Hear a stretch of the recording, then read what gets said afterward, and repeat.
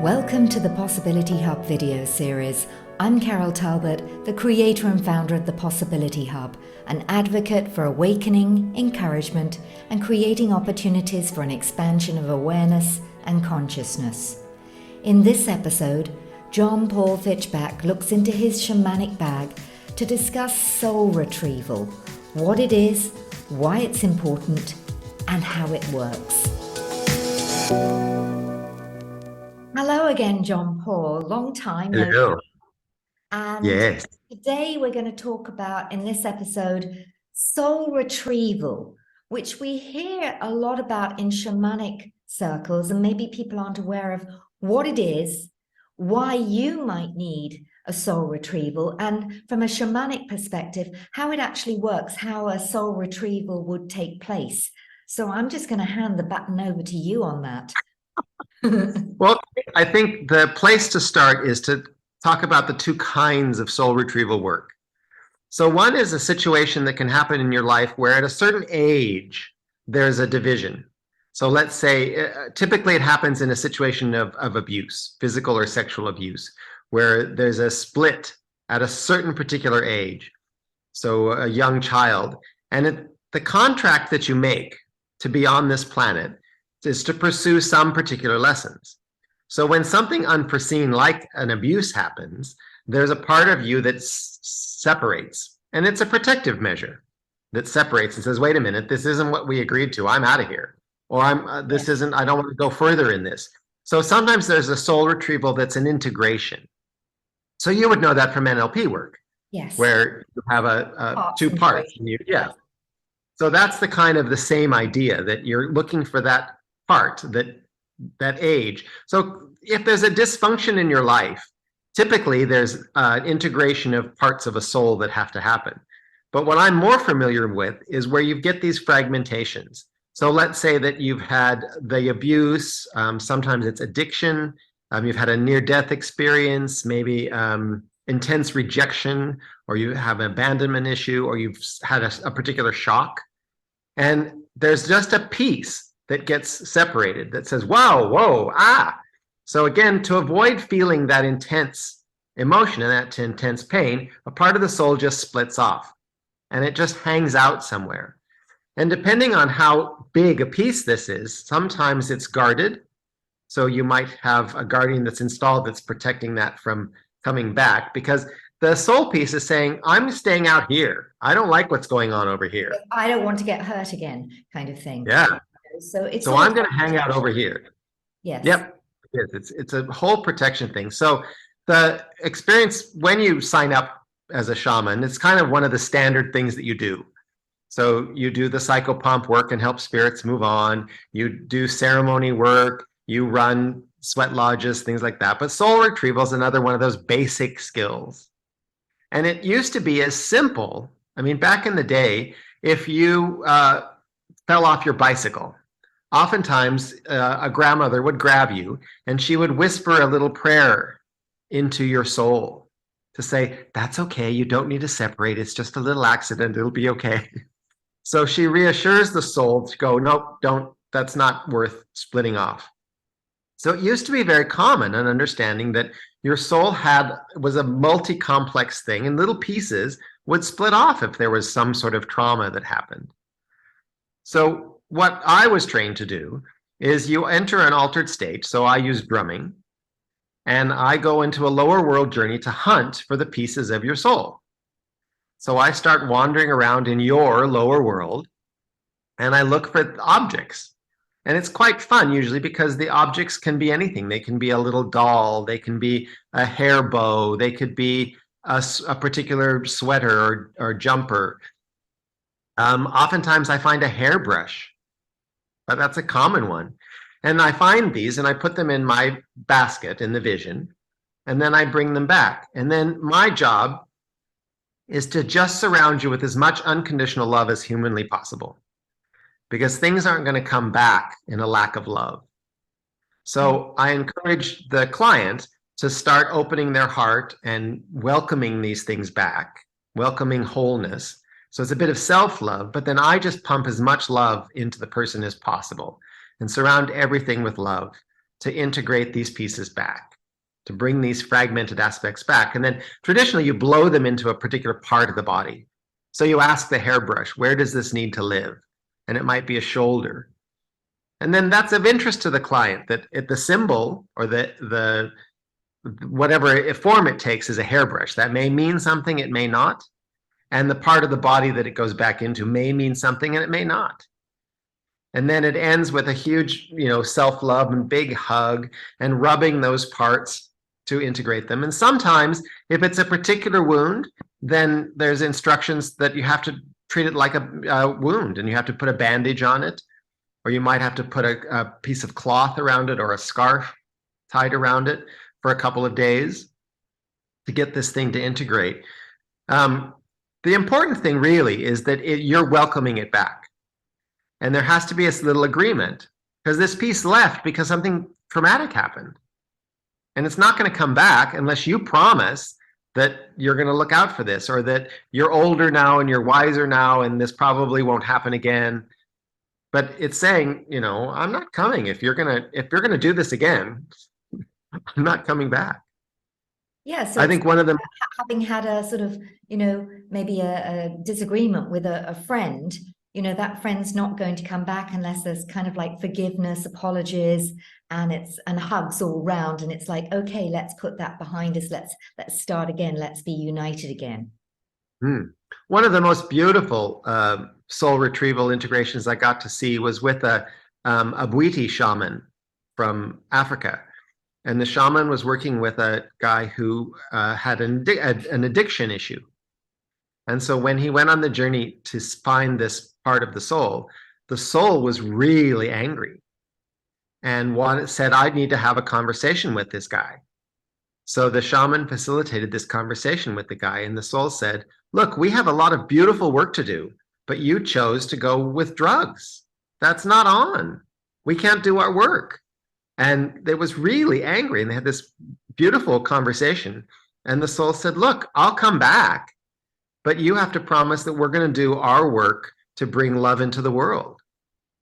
And it was just such a beautiful connection. And as far as I know, the guy never had any more drugs after that, because he realized that that was damaging to the soul. And that really wasn't his true purpose. And then he probably considered, well, for what reason am I drinking or on drugs anyway? What am I running away from? Yeah. Now you say that it's, normally if people have had trauma, abuse, near-death experiences, or something dramatic happened, so that's highly likely that they have a piece of their soul missing, and a soul retrieval needs to take place. Some people have hidden past abuse or past experiences so well that they're not even aware. So I know from an NLP perspective, when we're sort of looking at parts integrations, the philosophy is we are whole, and yet have these fragmentations. And then what we may see manifest is that, one part of you says this, the other says no, the other says yes, part of you wants to do this, a part of you no. There's this kind of like, internal conflict. So people are not sure what it is. And that's usually, we identify that as two separate parts that need to see that they have the same highest purpose, yet, that they're creating this kind of like conflict inside is usually what we describe it as. Can that also happen in terms of people are not aware, as I said, that there's been abuse in the past, but they just feel there's this inner turmoil or inner conflict and they don't know what it's from? Absolutely. So sometimes we think that the symptoms suggest a soul retrieval. So I go down to your lower world to find this, and I find a little girl sitting on a rock crying, or sitting in the forest crying. And so I have to get the little girl and I have to say, can you talk to me? And she'll say yes. And I'll say, how old are you? And she'll say, I'm 7, I'm 8, I'm whatever. And then I say, have you been here since that age? Yes. And then sometimes she can tell me what happened. Most of the time not. So then I have to end that, and I come back into this reality and say to the client, okay, there's a little girl just crying. I can tell you what she's wearing, and she's 7 years old. What do you have any memories of 7 years old? And quite often that's all you need. And they Yes. say, well, I don't know. And then suddenly then they're crying. So then, once everyone's got that open emotion, then you can go back in and retrieve that, So because there's then shared grief.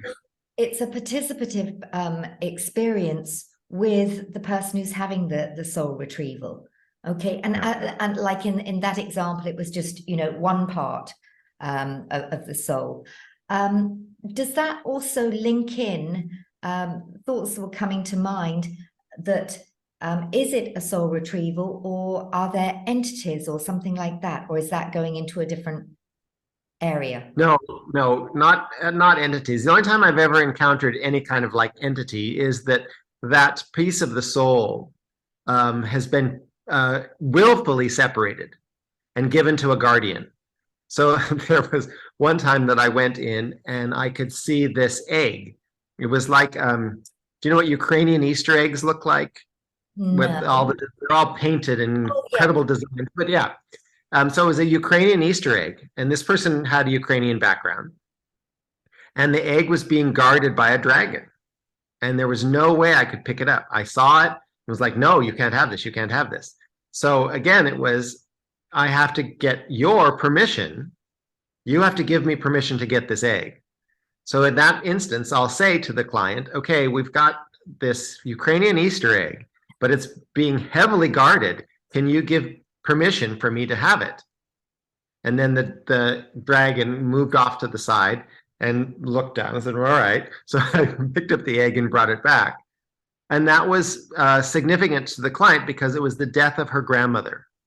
Mm. And when her grandmother died, she just couldn't accept that. She couldn't accept death. It was wrong. It was wrong. I don't like this. I don't like that she would leave me. I don't like that my grandmother is no longer accessible to me. That's not right. So that was what she needed to accept. Do you also find that, there's often the term people use is the soulless ones, where, the whole soul has gone. It's almost like the person's not there anymore. Totally. That's most common in, really intense abuse cases where the dissociation is so complete that you're living a personality that you've learned will get you through life, but it's not you, or addiction. And in that case, when you do the soul retrieval, it's quite extraordinary. The one that I'm remembering now is that I went into the lower world and everything just turned into this incredibly bright, blinding white light. I couldn't see anything. It was so strong. And it was just this whole blinding white light. And I said to the guides of the lower world, help me understand what this is. And they said, well, this is the person's soul. This is the whole soul, this huge white light. So then I shrunk it down to a manageable orb that I could work with. And then I brought this whole glowing white ball of soul back and blew it into the person. And it was a fundamental shift. It was huge, completely new personality. I would imagine you had to continue for a couple of months supporting that person in other ways to reintegrate, and not just this person, but with some of your clients, to help them literally reintegrate and become who they truly are, as you're bringing in these new facets. Because, it's, if you think as we learn and we grow and evolve, people come and go in your life, and there's, certain times where you think you've, changed or shifted, and that means that the people around you no longer fit. So can you imagine, literally bringing your soul back, being who you are meant to be, and seeing the world differently, hearing the world differently, feeling the world differently? It's going from being the walking dead to the walking alive, really, isn't it? Yeah. No, there was lots of times where she needed me to have a conversation with this soul because it was, to me, it was like a walk-in experience, where there's a whole nother soul that takes over running the body. It was kind of like that. But then we landed on breath work, and we did lots of breath work sessions, and then that really helped her and her true soul fuse together seamlessly. Oh, that must have been really beautiful. Now, there was something else you were saying there that brought to mind, as we said, if a part of the soul from abuse disappears so that it's protected, and then what's left almost creates a personality to cope. This is where we get multiple personality disorders. So would you say, the majority of people who are diagnosed with multiple personality disorder, really what's going on is fragmentation of the soul? I would say that, absolutely. And back in the day, that's how that would have been treated. Back in the time of our deep ancestors, that is how that would be treated. That would be treated as a spiritual problem, not a mental problem. It's a spiritual problem. Yes. So that's the difference of the old ways and the indigenous tribe ways and the working with the ancestors of healing and transformation, rather than now labeling you have this, or you have multiple personality disorder, or what about schizophrenic? Well, schizophrenia, to me, in my experience, which is very limited, but the couple of clients that I've had that have been diagnosed with schizophrenia, one was actually a portal, that he was a portal. That's his soul contract, was to be here and be a portal for other spirits to come in. Oh, okay. So if you were more balanced, you would say, well, I'm a channeler and I channel these common spirits. But because he was a portal, not just a channel, they just would come through. So it was about helping him manage that ability, that was his gift, was to be a portal. And so it was learning to manage that and say, okay, this is what, and you can choose to have that be open or be closed. So he got a chance to just close it for a while and just be himself. So he could figure out what that was. And then he could go through the experience of opening the portal and being taken over, be the portal, and then have it. So it was about him learning to manage that gift. But again, back in our ancestors' time, if that was your gift, people would acknowledge that, and you would have been helped with understanding that that's what you are. Yes, and that you're not as well, rather than blind and put on drugs. And yes. So this is the gift of taking a more holistic view rather than just either the allopathic view or this view. It's looking at the bigger picture, our multidimensionality of all of who we are as well, rather than just the physical form or the emotional body or the mental body, but understanding the totality of who we are and the experiences that we've come in and chosen. Also wanted just to talk about walk-ins as well, because I guess, from what you've just said about this person, as a portal, he's allowing almost walk-ins to come in for a certain period of time and then leave, come and go and experience and go. However, are there times when the soul completely leaves and the agreement is for another soul to come in, a walk-in, so to speak? Yep. So I've encountered quite a few walk-ins. So I'm pretty good at recognizing this. I hear the story, I'm like, I think we're talking about a walk-in now. And it's interesting that the person, once I present that concept, quite often the client will say, well, that's really weird because I don't have any memories of me before the event. So quite often it's an accident. If it's a severe accident, a near-death experience, and the body's really wounded and, kind of a mess, and the soul that's been running the show goes, sorry, I'm done. Fixing all of this, no, that's not my thing. So another spirit says, well, okay, I'll mend the body. I'm happy with that. I'll come in, I'll mend the body, and then carry on. So there's a soul exchange that happens. And I remember one lovely, lovely woman who was a fellow shaman. She was in a terrible car accident. And she woke up after a coma in the hospital, and her son was sitting there. And her son looked at her, looked deep in her eyes, and said, "Who are you, and what have you done with my mother?" And I so have, the I spirit have heard explained. that before from people who've had near-death experiences, and when they come back, it's the child that recognizes, um, or rather doesn't recognize. It's like, no, there's a shift, because Yeah, there also has to be a period of time of merging as well, doesn't there? yeah, yeah. But again, you and I have, not to name names, but you and I have a couple of friends who have had this experience when they were little, and the exiting soul just went, well, wait a minute, this is going in a direction that isn't part of my purpose. Because things happen, right? We have free will. Things can happen that aren't on the plan, and another soul said, no, it's okay. I would like to work on this particular situation. That is something I'm looking to work on. So in my understanding, it's part of your larger soul group. You don't get some random, they're not looking at the want ads saying, body available. So it's part of your soul group that goes, no, no, that's a lesson I need to work on. So I'll jump in and drive from here. Okay, so tell us more about soul groups. How do you define that? The best thing I can do is a kind of a metaphor. So you know how an orange gets created with all the segments that grow up. So you've got a segment of the orange. Yes. So let's say that all the segments are each a soul group.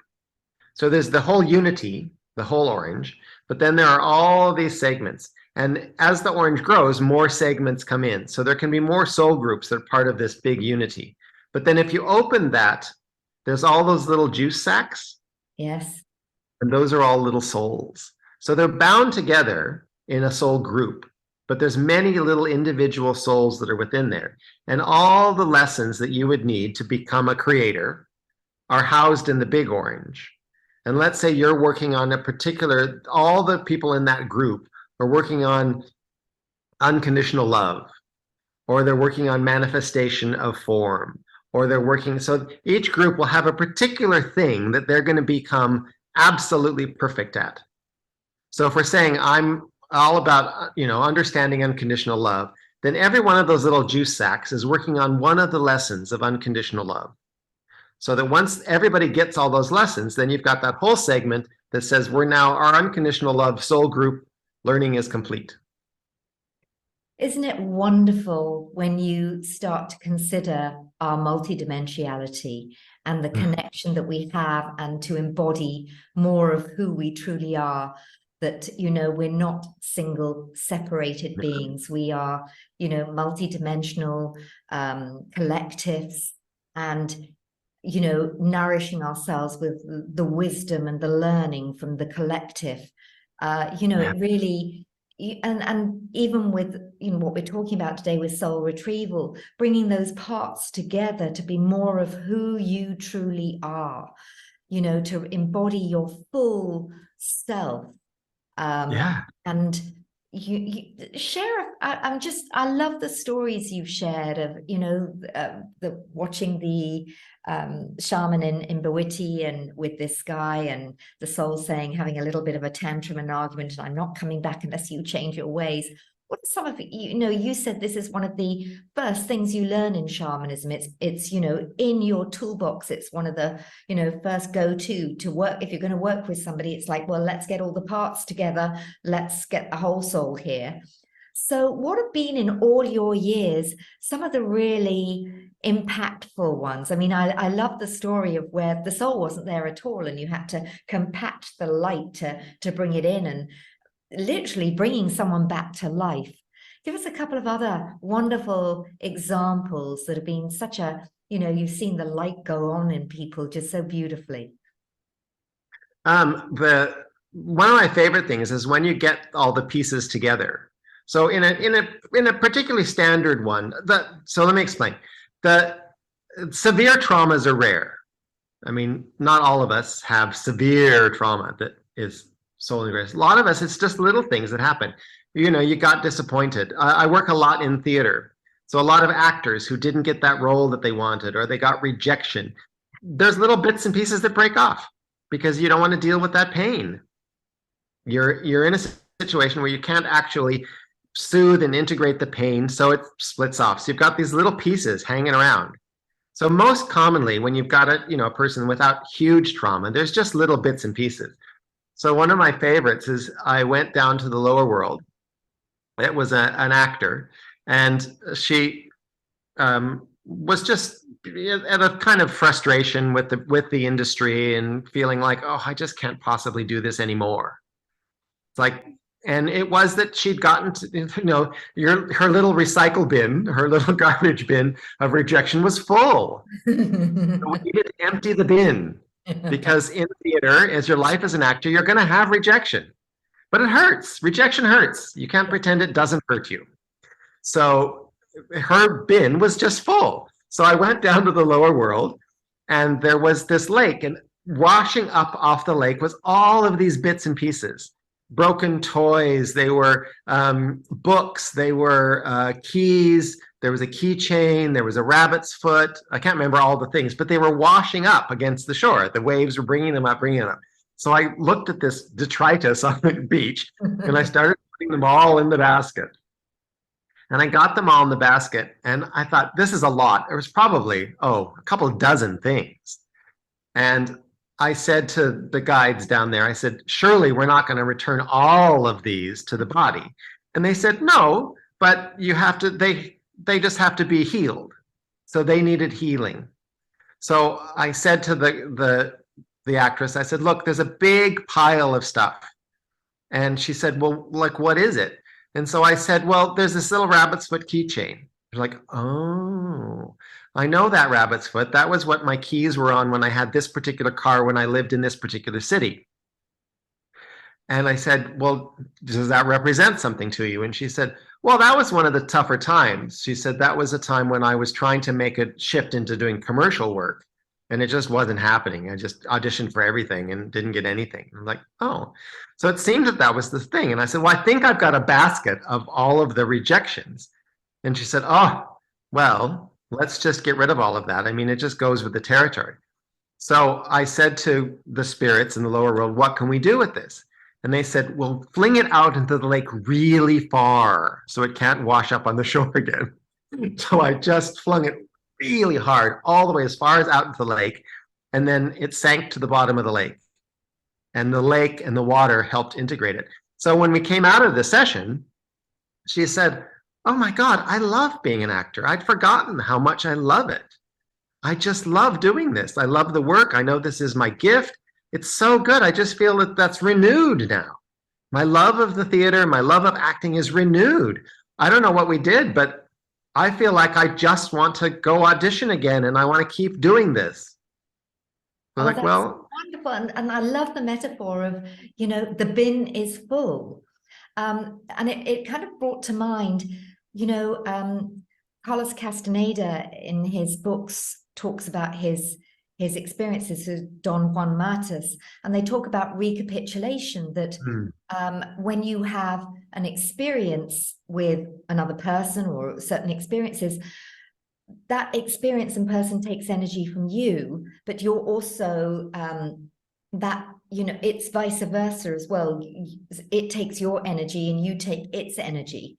And so as you grow older, all your energy is gone on all these experiences, and you've got other people's energy with you. And I'm thinking about, in relationships, when relationships come to a close, and people talk about cutting the cord, cutting the ties.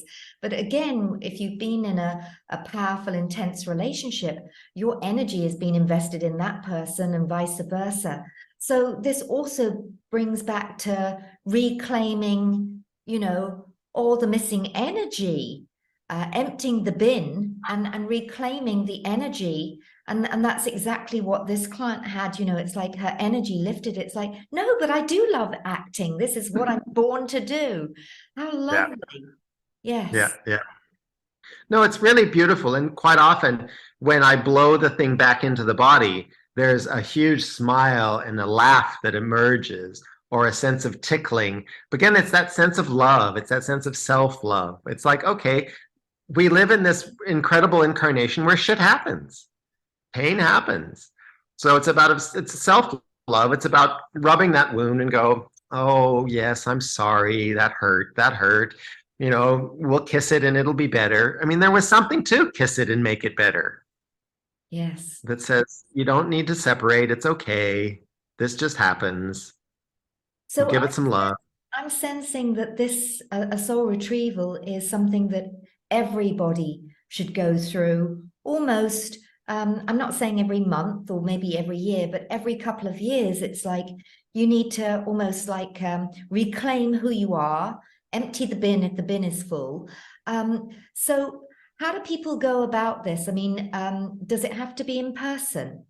Because if you're communicating with them and then you're going to their lower world to pick up the pieces, does it have to be done in person? Well, it's one of the things in the shaman toolkit that I don't know how to do over Zoom, Oh, because really? the whole blowing it back into the body Yes. is in my training, it's such an integral part of that Yeah. I don't know what the equivalent is. I know that some practitioners guide you to do it. So Mm. they take you in a light trance into the lower world. They surround you with all the protection you require, but then you go find these bits and pieces. So I know that some people do that. And I think if you can do that, then if you go find them and then integrate, put them back in your own body, I think that's a possible thing. The way that I was trained, though, it's we do that for you because we don't have the investment. Yes. It didn't leave us. So it's easier for us as, a witness to go find these bits and pieces because I don't have any judgment around it.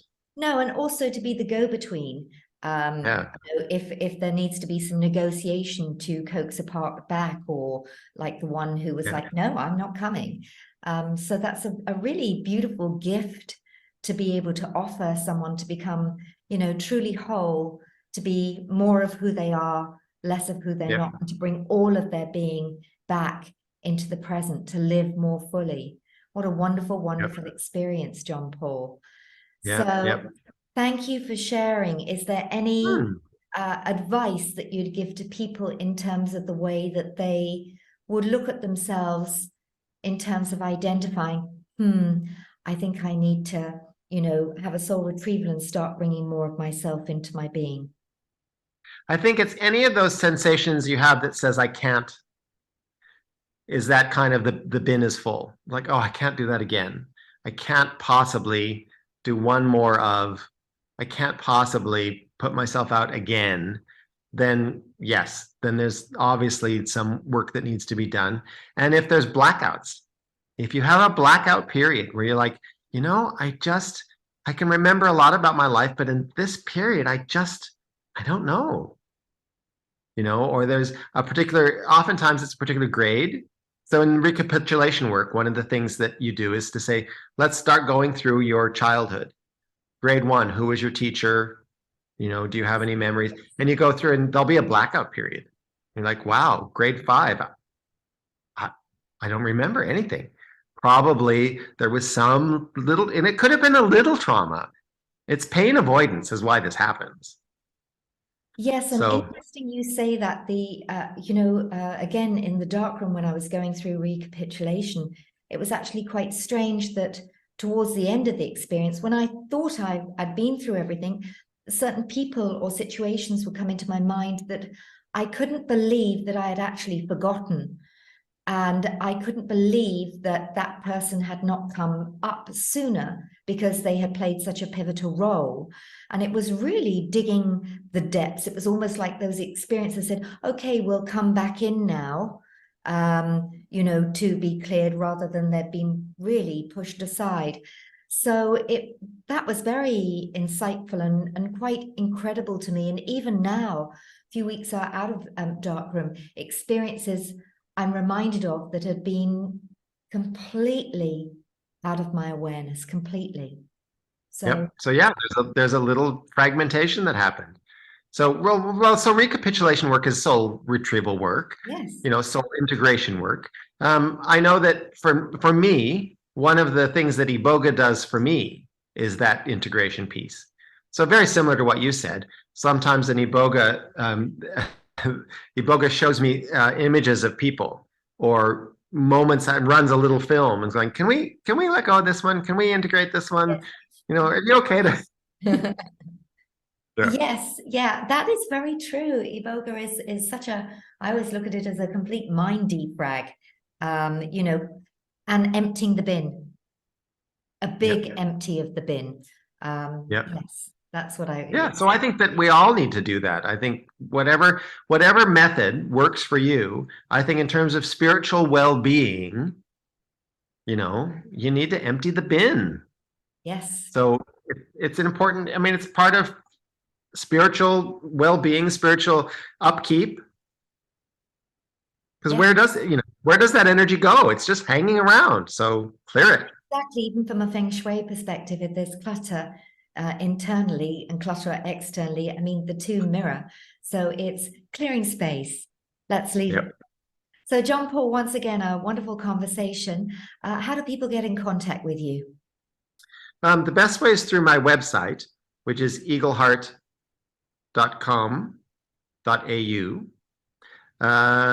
That's really the best. And everything is there, and that you can email me through that site. Thank you once again for sharing your experience, wonderful metaphors, your expertise, and telling us more about Soul Retrieval. Thank you for being part of the Possibility Hub. Thank you. My pleasure.